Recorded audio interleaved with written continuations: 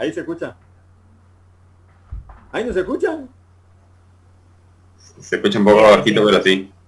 Ahí está. Bien, dale, capo. Bueno, ya tenía que estar acá con el micrófono. Bueno, chicos, arrancamos. Vamos a hacer las clases de prácticos y vamos a arrancar con los prácticos especiales.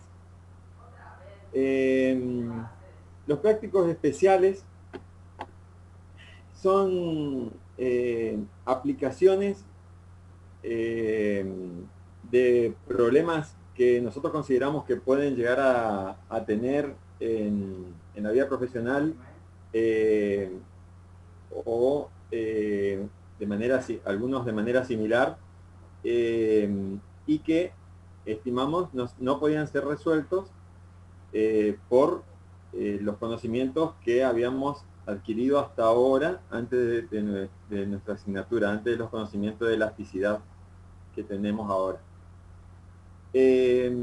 Obviamente,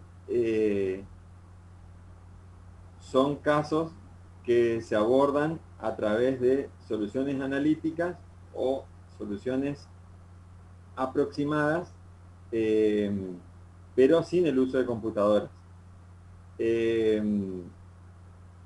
Ya sea porque utilizamos algún tipo de hipótesis en el planteo del problema o porque tratamos de eh, utilizar algún tipo de solución específica conveniente para el sistema de ecuaciones que resulta del planteamiento del problema elástico. Nosotros habíamos visto que cuando resolvíamos el problema elástico, ahí se ve todo, sí, sí, se ve, cuando, Sí, se ve. bien, cuando veíamos el planteamiento del problema elástico, eh, vimos que podíamos resolver nuestros problemas en términos de deformaciones o en términos de las tensiones. En términos de las deformaciones, lo que hacíamos era la ecuación constitutiva la, la reemplazábamos dentro de las ecuaciones de equilibrio y después aplicando las relaciones entre tensiones y, perdón, entre deformaciones y desplazamientos, llegábamos a lo que conocemos como ecuaciones de Navier. Las ecuaciones de Navier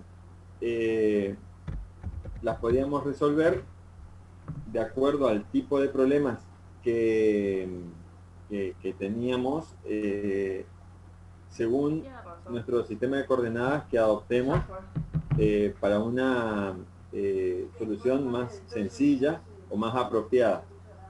Y podíamos resolverlo en coordenadas cartesianas, como es el caso general, que aquí habíamos hecho, o en coordenadas esféricas. En coordenadas esféricas, lo que hacíamos era, en la ecuación de Navier, reemplazábamos el operador nabla por su forma en estas nuevas coordenadas, como habíamos visto a partir de las transformaciones. Eh, la divergencia del desplazamiento, que sería E, también por su forma según coordenadas esféricas, y el laplaciano, ¿sí? O sea, el nabla cuadrado, que tenía esta forma, ¿sí? Esto habíamos visto en los problemas 3 y 4 de deformaciones y 4 de tensiones. O sea, esto era, ustedes ya lo conocían, todo eso reemplazábamos y particularizábamos para un caso muy especial, pero que es el que podemos en general resolver de manera más rápida y al cual podemos asociar una mayor cantidad de situaciones que nos pueden pasar en la vida profesional, hay la situación de simetría angular. ¿Qué era la simetría angular? Cuando el fenómeno no dependía, lo que ocurría en el problema a resolver, no dependía de las coordenadas θ y φ. Solamente dependían del radio. O sea, era totalmente simétrico con respecto al origen.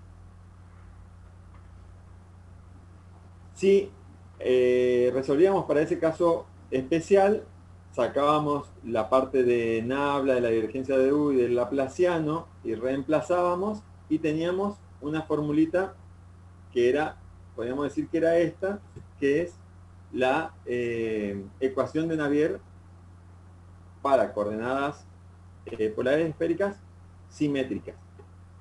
Y llegábamos a esta expresión. ¿Sí? ¿Qué nos dice esta expresión? Que esta derivada con respecto al radio, que es la única variable del sistema, era igual a 0. ¿Sí? Porque de acá se acuerdan que de esto igual a 0, como esto no puede ser igual a 0, queda esto igual a 0. Y eso que significa que esto que está acá en el paréntesis es una constante. Y con esto nosotros podemos, aplicando integración directa, resolver todos los problemas en los cuales nosotros podamos aplicar esta particularidad que estuvimos viendo o que consideramos al obtener la expresión de Navier en nuestra versión cortita. ¿Sí? Aparte de eso, nosotros teníamos la posibilidad de plantear el problema en términos de las tensiones. Y lo que hacíamos era, al revés del anterior, reemplazar las ecuaciones de compatibilidad. En la ecuación de compatibilidad, la ecuación de equilibrio, hacer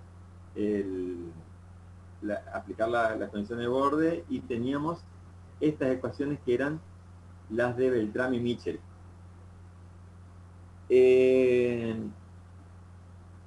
Estas ecuaciones de Beltrami y Mitchell después nosotros las particularizamos, las redujimos al caso de estado plano. ¿Por qué? Porque es un caso muy general y el cual puede ser abordado a través de las soluciones que habíamos visto por las funciones de tensiones de Airy. Entonces, vamos a tratar de ver problemas que involucren integraciones directas de los problemas, de las ecuaciones que gobiernan el problema, resolver los sistemas de ecuaciones a través de Airy, los de Beltrami y Mitchell para estado plano, ¿sí? Y también vamos a resolver problemas utilizando los potenciales, ¿sí? A través de funciones potenciales podíamos resolver tanto Navier como Beltrami y Mitchell. En el caso de Navier, que vamos a ver la clase que viene, vamos a poder resolver utilizando potenciales complejos como los de Kolosov, Muskelisvili,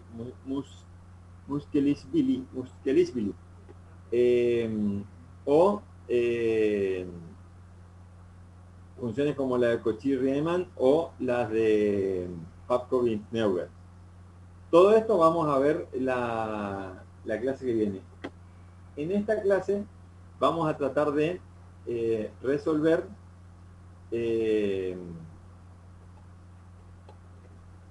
por integración directa problemas que en general tienen una simetría total, o sea que podemos encararlos con nuestra ecuación de Navier reducida, que se había reducido ahí. Bien. Problemas. Estos son los problemas del final del capítulo. Aquí estamos. Primer problema de los que nosotros consideramos especiales. Tenemos un sólido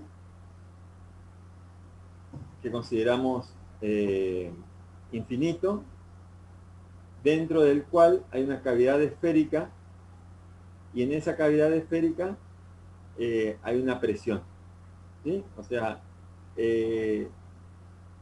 lo que necesitamos determinar es el estado de tensiones y deformaciones dentro de la masa de este sólido infinito,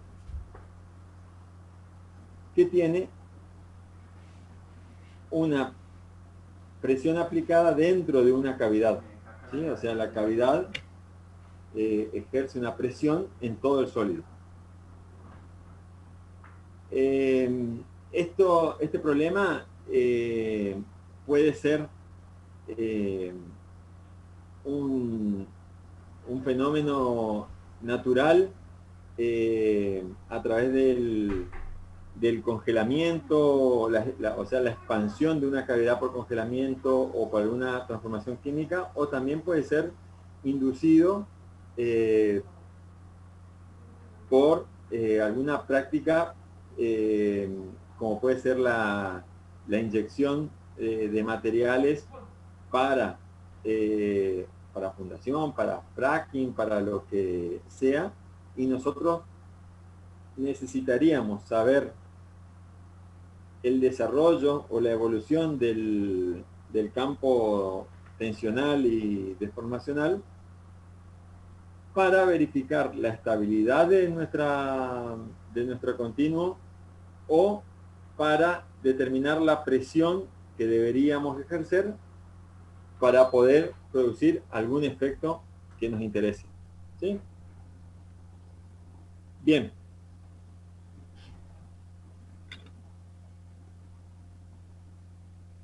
¿Cómo encaramos esto? Tenemos nuestra cavidad, y como es un punto o es una esfera, lo que nos conviene es utilizar coordenadas esféricas. Como vemos en el tipo de esfuerzo, los esfuerzos de presión van a producir en cáscaras concéntricas un estado tenso deformacional similar, pero los puntos que estén dentro del mismo radio, independientemente de la posición que se encuentren, o sea, de los valores que tome θ o φ, van a ser iguales, ¿sí? Entonces, podríamos decir que prescindimos de las coordenadas θ y φ cuando analizamos un fenómeno como este.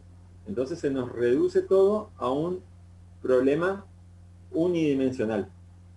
Si bien es tridimensional, como nos queda solamente una variable,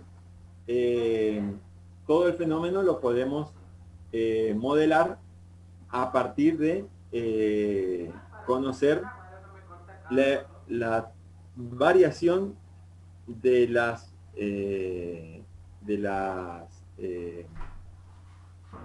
variables de las componentes de la tensión de la deformación con respecto a una sola de las variables de la base, que es R. La fórmula que habíamos visto recién de Navier, ¿se acuerdan que era? Bueno, era ligeramente diferente a esta porque teníamos el laplaciano más lambda más g por el gradiente de la divergencia de U más, y acá teníamos x sobre g igual a 0, que era nuestro Navier para nuestro caso cuasi estático. Esta sería la fórmula general. Pero, si además de considerar la parte del fenómeno cuasi estático, consideramos que no vamos a tener en cuenta las cargas de masa, y haciendo una transformación que son puramente algebraicas, podemos llegar a esta ecuación. ¿Sí?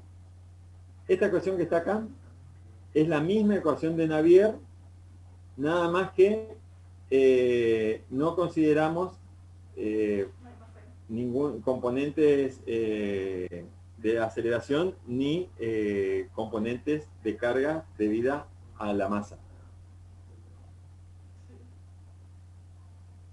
Y como dijimos que hay una simetría esférica, la única variable con respecto a la cual van a variar los desplazamientos va a ser R. O sea que una vez que tenemos un punto, vamos a tener que el desplazamiento en el punto considerado solamente va a depender de R. Por lo tanto, el desplazamiento según θ y según φ va a ser igual a 0. ¿Qué significa esto? Que el desplazamiento va a ser a lo largo del radio. ¿Sí? No se va a ir ni para un lado ni para el otro. Siempre va a ser concéntrico. O sea, el desplazamiento siempre es sobre el radio. Hasta ahí se entiende, digamos, la explicación del fenómeno de cómo la presión genera un campo de tensión y de deformaciones que es concéntrico, lo que hace que todos los puntos se desplacen, pero solo a lo largo del radio, o sea, en la línea que va desde el centro hasta el punto considerado. Bien. Por esto que estamos diciendo, no existe un rotor de U. ¿Sí? Porque no existe ni θ ni φ, es todo volumétrico, no existe ninguna distorsión del campo. Por lo tanto, nos queda que esto es igual a 0, que siendo esto igual a 0, sabemos que esto tiene que ser igual a 0, que es la misma deducción que habíamos hecho anteriormente, que si decimos que esto es igual a 0, lo único que nos queda decir es que esto que está acá, que es la divergencia de U, tiene que ser igual a constante. Y esta es la fórmula que habíamos obtenido en hace un ratito, cuando habíamos reducido nuestro análisis de la ecuación de Navier para coordenadas esféricas con simetría total. Este sería un caso en el que podemos aplicar esa solución. Bueno, ¿qué tengo que hacer? Integrar. ¿Cómo integramos? Primero decimos que esta constante la vamos a llamar 3A. Si hacemos 3A, vamos a saber que podemos poner 3A, este R cuadrado lo mandamos del otro lado, nos va a quedar 3A por R cuadrado, integramos a ambos lados del signo igual, acá nos va a quedar R cuadrado por U, y aquí que nos va a quedar, donde teníamos R cuadrado por 3A. La integral de R sería R al cubo sobre 3, que se nos va a simplificar con este 3, o sea que nos va a quedar R por A. ¿Qué onda dice? R cubo por A.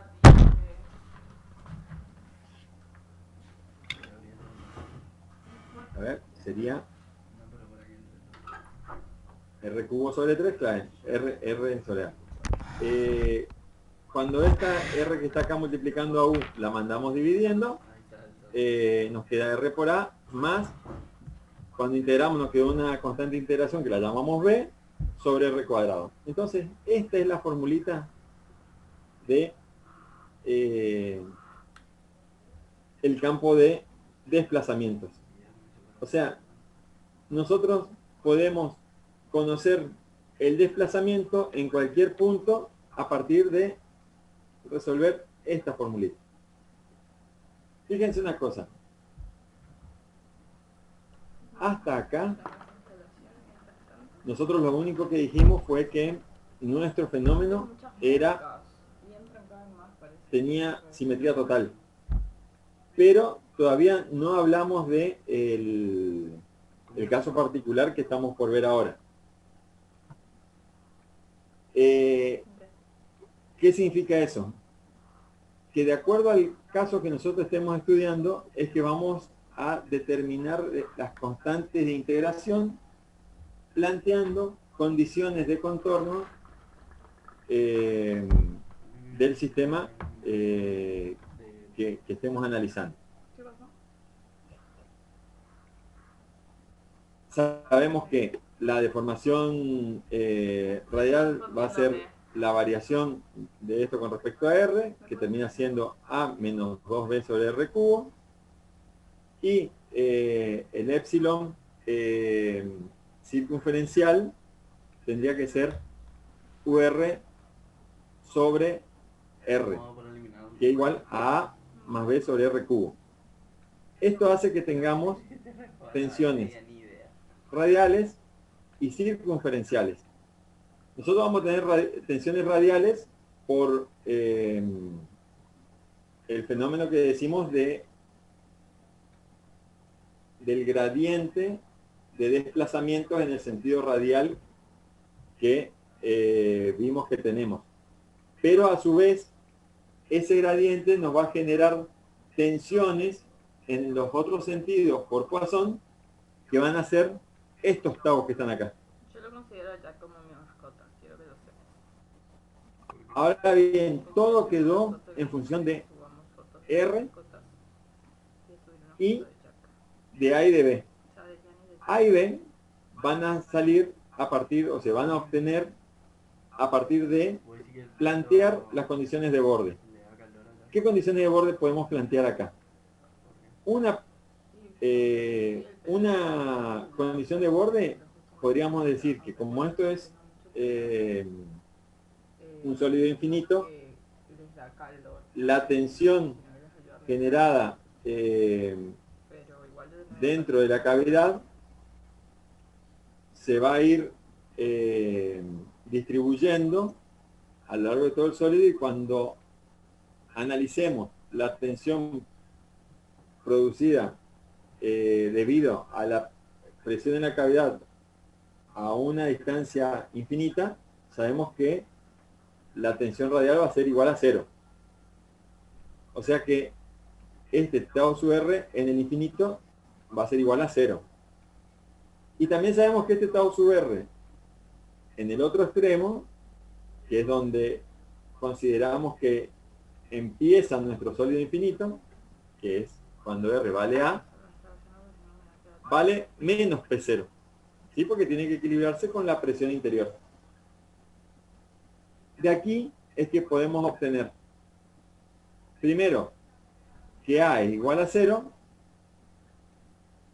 y después que B es igual a P0 por A al cubo sobre 4G, donde A al cubo, A es el radio de la cavidad. Lo único que tenemos que hacer ahora es reemplazar A y B dentro de las ecuaciones genéricas de, de las tensiones y las deformaciones. Ya hasta acá no se hizo ninguna alusión al problema particular. Recién aquí cuando planteamos las condiciones de borde es que estamos resolviendo este problema.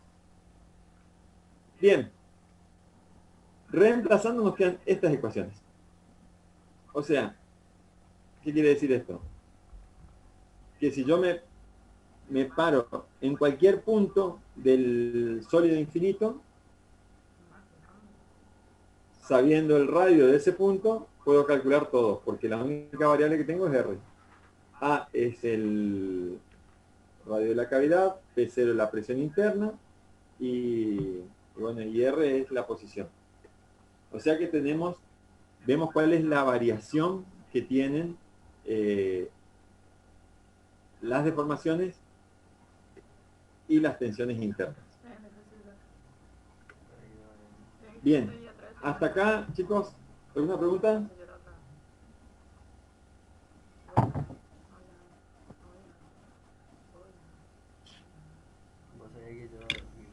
Parece que no, profe. Me tranquiliza. ¿Eh? Parece que no. Parece que no. Tu silencio me tranquiliza. Bueno. Aquí tenemos la manera en que integramos, que es lo que habíamos visto cuando hicimos esto y que también está en la deducción de Navier. Y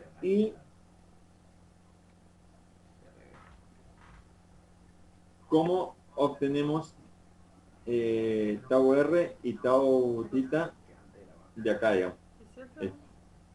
O sea, vos ves Esta tu parte. carita toda nena. Sí, o sea, está...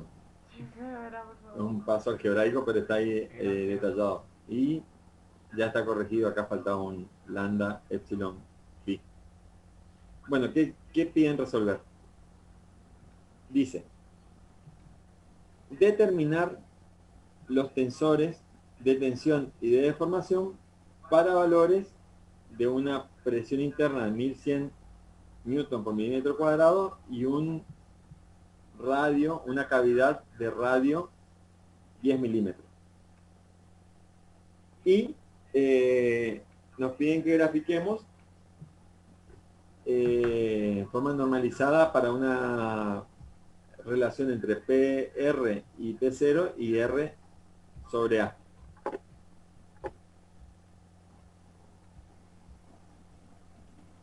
Bueno, vamos a ver acá cómo es.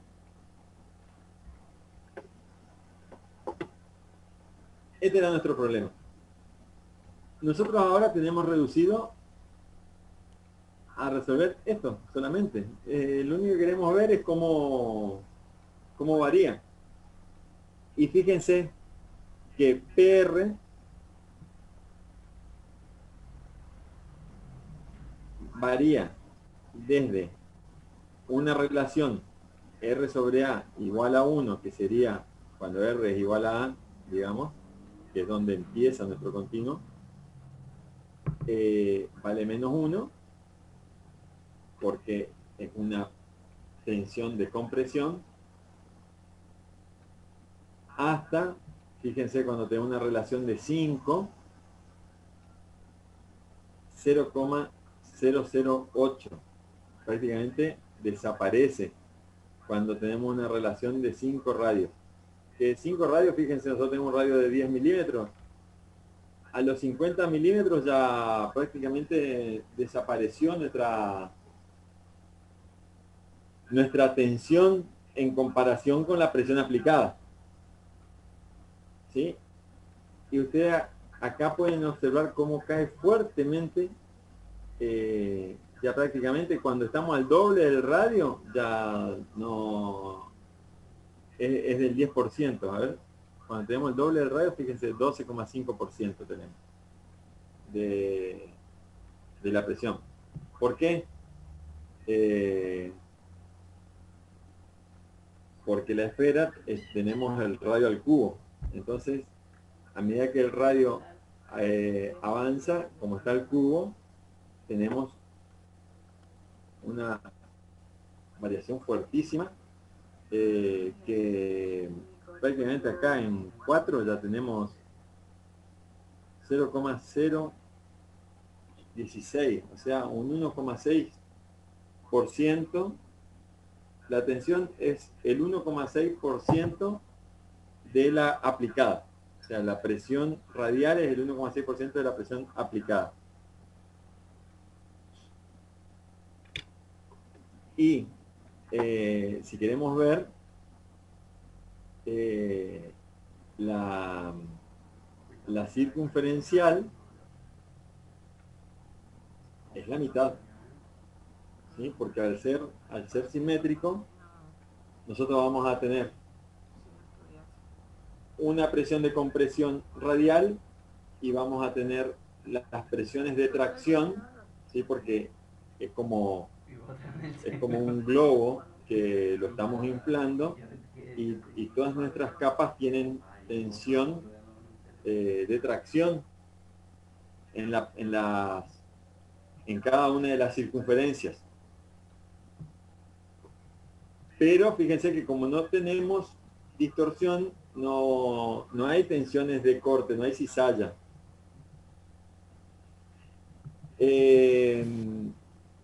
Entonces, las presiones, las tensiones de tracción son la mitad incluso de lo que estamos considerando las de compresión. Pero nunca vamos a tener tensiones mayores que las presiones que aplicamos. O sea, las tensiones nuestras, la máxima tensión de nuestro sólido infinito va a ocurrir en la pared de la cavidad y es cuando PR sea igual, o sea, sigma R sea igual a P0. Acá R se hace igual a A, se simplifica, y ahí se iguala. O sea, parte de P0 y a partir de ahí ya disminuye totalmente. Y en la pared de o sea, inmediatamente después donde empieza nuestro sólido infinito, las tensiones circunferenciales, o sea, los tau teta y los tau phi, ya van a ser la mitad de esa, ¿sí? Porque queda P sobre 2 a la tracción. Profe, una consulta. En la parte que dice de obtener los tensores, o sea, sería resolver las fórmulas y nos quedaría un tensor con diagonal principal nomás. Son los tres elementos de la diagonal principal. Y sí, porque no tenés tensión tangencial. Esto es principal todo. Es principal en polares. ¿Sí? La energética, sí. Buenísimo. Bien.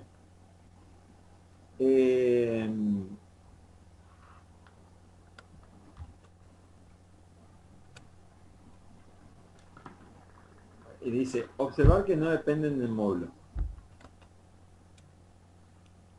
Y sí, vemos que las tensiones no dependen de nada, son una relación directa, P y R.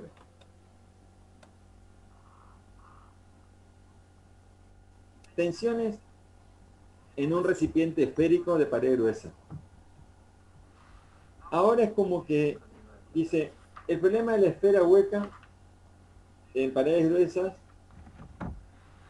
suele aparecer en la construcción de tanques que contienen fluidos como ese que estamos viendo a la izquierda, dice. No sé todavía cuál es nuestro sentido de la izquierda. A la derecha.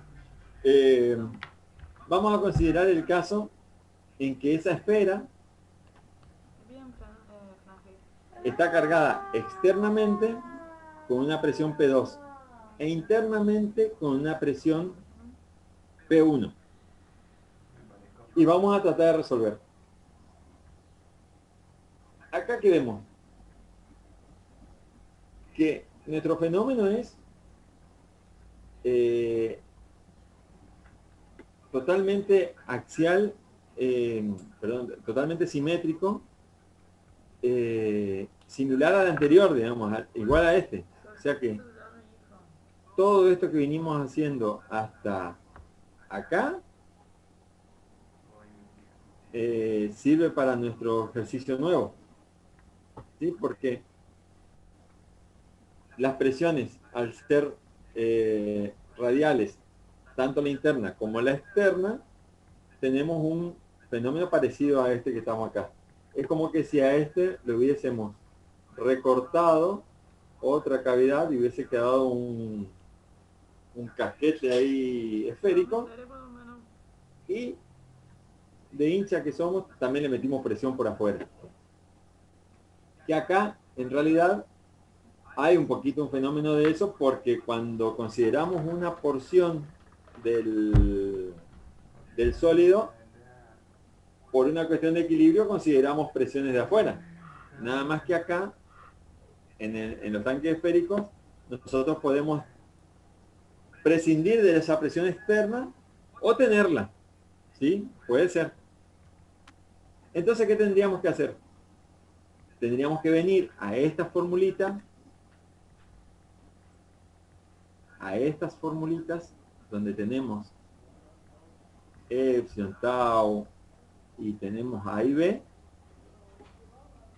y aplicar las condiciones de borde. ¿Cuáles van a ser nuestras condiciones de borde? Que la tensión radial, cuando el radio es igual al radio interno, tiene que equipararse con la presión interna. Entonces, menos P1. Y que la presión radial, cuando el radio coincida, o sea, igual al radio externo, tiene que ser igual a P2, a la presión externa. O sea, en ese rango vamos a tener que trabajar. Reemplazando, haciendo ahí unos pasajes matemáticos, trabajando un poquito, nos sale que A y B tienen esta forma. O sea, así como antes habíamos sacado A igual a 0 y B igual a P0 por A cubo sobre 4G, bueno, ahora se hizo un poquito más complicado porque ya interviene el radio externo y termina siendo igual a esto. Reemplazando A y B en las fórmulas que conocemos de PR y P θ, que es igual a P phi por la simetría, nos queda así, esta fórmula. Y fíjense que nuevamente nuestra variación va a ser cúbica con respecto al radio. Nada más que vamos a tener un valor, y este valor no es constante. Este valor es constante, dado ya el problema, digamos, porque tenemos los radios y las presiones, y no hay ni una variable. Recién acá está la variable. Esta que está acá es la variable, o sea, R. Esto es lo único que cambia. Bien. Antes de seguir y ver cómo vamos a resolver esto, les quiero mostrar algo. ¿La rotación puede producir deformación? Pregunta 1. Antes que me olvide. ¿La rotación puede producir deformación? Es muy parecida a una pregunta del parcial. Bueno, sigamos.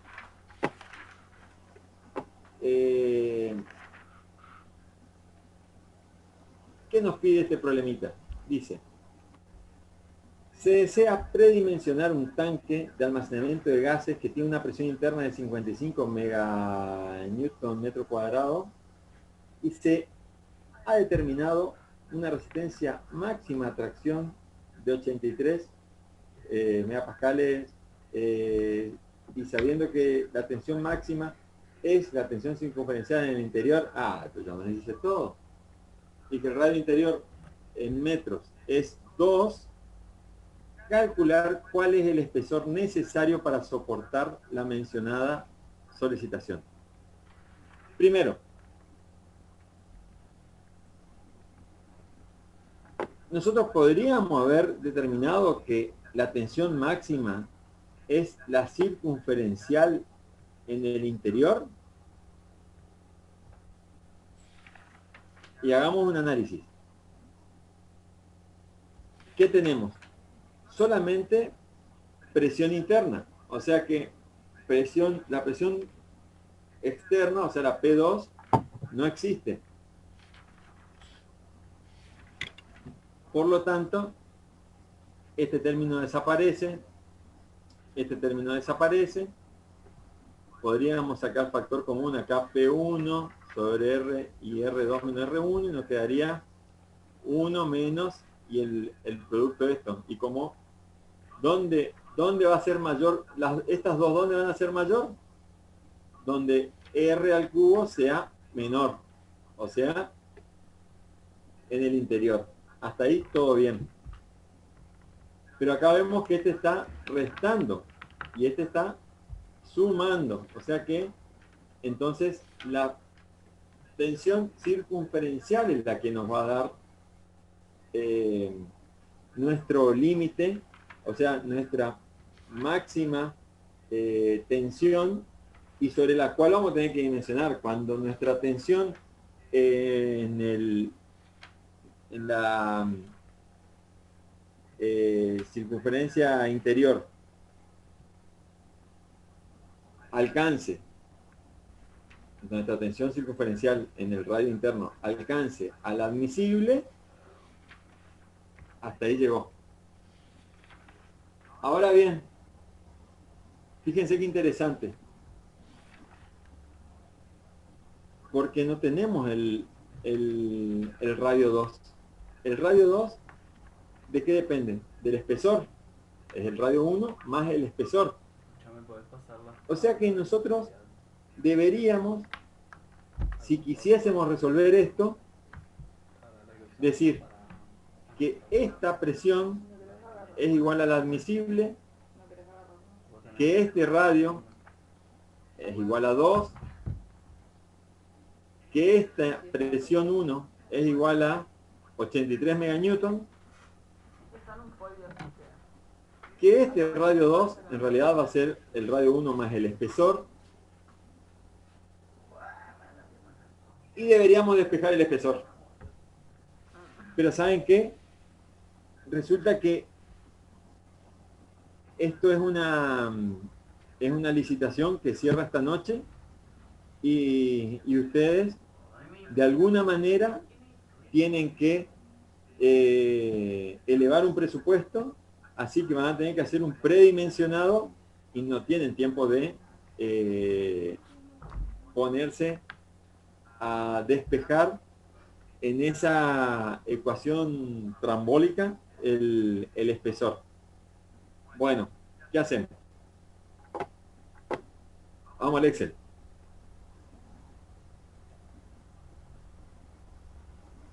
Acá tenemos los valores de la tensión radial y de las tensiones circunferenciales. Tenemos un tanque que tiene un espesor de 10 centímetros, el radio interior 2 y el radio exterior 2,1, y una presión interior de 55 y una presión exterior de 0. Y aquí fíjense que tenemos todo nuestro diagrama de tensiones. Y acá ven cómo la tensión, esto sería los 2 metros y acá serían los 2,1 metros, y en este espesor está la variación de tensiones. La variación de tensiones circunferencial y la variación de tensiones radial. La variación de tensiones radial sabemos que tiene que ser igual a 55 en el diámetro interno, en el radio interno, y A0 en el radio externo. Pues tengo que los reglamentos de gas ¿Sí? y de electricidad. Ahora bien, ¿cómo hacemos para determinar? Porque fíjense, esta que está acá es la tensión circunferencial en el radio interno, y nos da 550. ¿Y qué tendríamos que hacer nosotros? Ir variando esto para que cuando yo haga más grueso esto se vaya achicando. ¿Sí? Así sería. Pero esta formulita que está acá es bastante larga porque es la fórmula que involucra a todo. ¿Qué hago? Sabiendo que mi tensión máxima se va a dar en la circunferencia interna, en la presión circunferencial de mi diámetro interno, me voy directamente a esta. Y fíjense, analicemos. R1 al cubo, ¿cuánto es? ¿Cuánto es el radio interior? 8. 2 al cubo, 8. ¿Estamos de acuerdo o no? Sí, profe. Sí, perfecto. Esto que está acá, desaparece. Acá, ¿qué me va a quedar? Me va a quedar el R2 menos 8 otra vez. Y acá sumo, más. Acá me va a quedar otra vez R2 al cubo menos 8. Y arriba, ¿qué me va a quedar? P1, que es 55, menos P2, que es 0. Por, yo ya sé que la máxima va a estar en R1. Cuando R valga R1, simplifico y me queda por R2. O sea que acá tenemos otra vez la variable con la que queremos hacer. Y fíjense cómo me queda la fórmula. Yo digo que sea 440, que sería el 8 por 55 de acá, más 27,5, que es el 55 sobre 2, por el R1 al cubo, perdón, el R2 al cubo que me quedó acá arriba, dividido, y ahí le pongo el R2 al cubo menos el R1 al cubo, que es 8. Listo, esa es la formulita. Entonces yo lo único que tengo que hacer es hacer una tablita con espesores que van desde 10 centímetros hasta 85, y voy viendo qué valor va tomando mi tensión circunferencial en ese bordecito. Y sabiendo que mi tensión admisible es de 83, cuando pasé de 83 a 79, yo dije, listo, acá está. Entre 2,7 y 2,75 es mi diámetro externo. Y veo que en 2,71, ya afinando, me da 82,95. Listo, predimensioné. Le digo, ¿saben qué, muchachos? Vamos a presupuestar para un espesor de 71 centímetros. Y listo. Y en una forma rápida, ustedes resolvieron un predimensionado de una estructura que está sometida a una carga muy particular, pero que tampoco deja de ser poco común. Y así con un montón de otras situaciones. Ustedes sabiendo cómo es la variación, pueden plantear dónde va a ser el punto crítico, y a partir de ahí concentrarse para dimensionar de acuerdo al valor que toma la función admisible o al valor que toma la teoría de rotura que a ustedes se les ocurra, pero conociendo el punto donde va a existir la mayor solicitación. De acuerdo al tipo de material, o sea, ahí ya empieza a jugar otras cosas. Acá no estamos hablando todavía de teorías de rotura por materiales. Solamente estamos queriendo saber eso. Bien. ¿Qué les pareció este? Este está piola, ¿eh? Este está bueno. Yo nomás me digo que está bueno. Si no me digo yo, ¿quién quiere? Ustedes no me van a decir. Nada, ni un centro me tiran, nada. Tiene sentido. Pero bueno, vamos a seguir entonces. Profe, ya vamos a entender que ahí va a estar bueno. Me encantó. Nada, pero está fácil. Yo te digo, está bien, vos me decís, hola, sí, ¿quién habla? Parece que una chica. Yo me decís, no sé cómo llegaste acá, bueno, está bien, por ahí puede ser que esté medio, haya que hacer algunas cuentitas. Pero una vez que vos tenés esto, que vos ya tenés esta ecuación, lo único que te queda hacer es plantear condiciones de borde, y a partir de ahí todos los problemas que sean de este tipo lo vas a poder resolver o lo vas a poder plantear, pero vas a ver que vas a resolver muchos problemas. Bien, esperen un segundito. ¿Cuánto queda? Un segundito. Y medio. ¿Y sí? ¿Por qué no?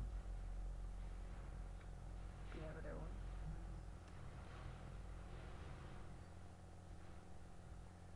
¿Primera por aquí batería? ¿O ambas? Y ambos al mismo tiempo. Primera sería 3. Sí, vos. Si no me caga hablar. ¿Escucha?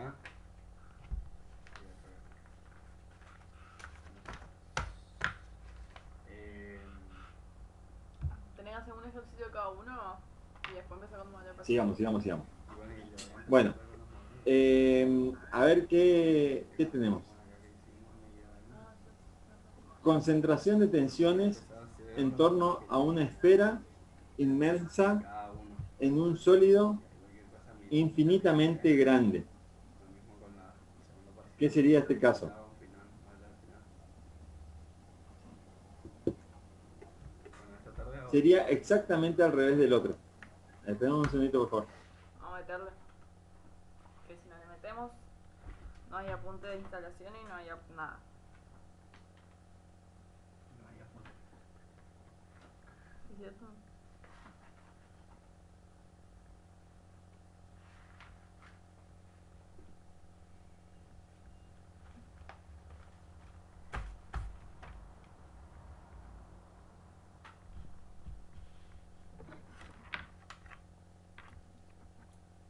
¿Qué le pasó a Benedito? No sé, me está fallando acá la... Man, yo pensaba Bueno. en... No, ya está. Concentración de tensiones en torno a una esfera inmersa Si no me va bien, inmersa en un sólido infinitamente grande. no rendí ningún reoperatorio y rendí el final de la primera muestra. ¿Y cómo no va a ser En este caso, agrabando todo? ustedes lo que tienen es esa cavidad que habían visto hoy, nada más Lo que ideal sería que apruebe ahora porque Y sí, ya mucho. la presión Ya sí puedo, tengo este periodo. viene del sólido. Más tiempo para... O sea, es un sólido que tiene una presión y sí, mínimo. uniforme igual a P0 Ya vas a llegar al 50 con esta guía 3. y una cavidad. No, pero... Va a ser mi mejor año y voy a probar. Esta cavidad puede ser Y ya está. producto de la aparición de alguna fisura, Y en los que van de los años anteriores, mi mejor año fue con... una falla en el material, Y ahora... Si apruebo le supero. un tema de diseño que tiene que haber este tipo de oclusiones o este tipo de Por 10. de huecos por una cuestión de diseño Arquitectura, dentro del sólido pero si hago promo de arquitectura y saco instalaciones. y quieren saber Sí, qué grado de, Pero nosotros nos K, hay unos K. de qué nivel de variación del campo tensional, que antes era todo P0, va a aparecer a partir del la discontinuidad de esta. Que no tengo que tocar arquitectura en verano, por ejemplo. Eso para mí está bien. El problema es igualito al que vimos, ¿sí? Nada más que acá ¡Lloro! vamos a decir No me que interesa el porcentaje. nuestras condiciones de borde son exactamente al revés de las del primer caso. Dentro de la cavidad, o sea, en el límite de la cavidad, En febrero vamos la tensión radial va a ser igual a 0, porque dentro de la cavidad no hay ninguna presión. Y si nos alejamos ya regularizamos el año. suficientemente, acá estamos al revés, digamos. Yo llego a cuarto y ya no paro. Acá está al revés. Ah, está bien. Estoy leyendo esto. En el caso anterior teníamos esto que está acá. Pero... Si nos alejamos lo suficiente, Y no, la presión a un radio infinito es igual a P0. no se entiende. O sea, este caso Y abro. es exactamente al revés Si no, del que entonces vimos show. en el primer ejercicio. Reemplazamos y obtenemos que A, que antes valía 0, ahora va a valer P0 sobre 3 lambda más 2G, y B es igual a P0 por A al cubo sobre 4G.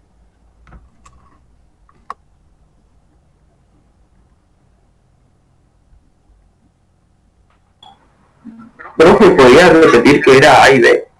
A y B son las constantes de integración. Vos cuando tenés esto que está acá, con esta formulita, con UR calculás epsilon R, epsilon tita y epsilon phi, tau R y tau tita y tau phi, a partir de UR, que está en función de R y de las constantes de integración. O sea, que vos tenés que determinar, de acuerdo al problema particular que vayas a querer resolver, las constantes de integración. Una vez que vos determines las constantes de integración, tenés tu problema resuelto. En el primer ejercicio planteamos esta ecuación, esta condición de borde, que en el borde era igual a menos P0 y en el infinito igual a 0, y eso nos daba estos valorcitos de A y B. Reemplazábamos A y B acá, listo.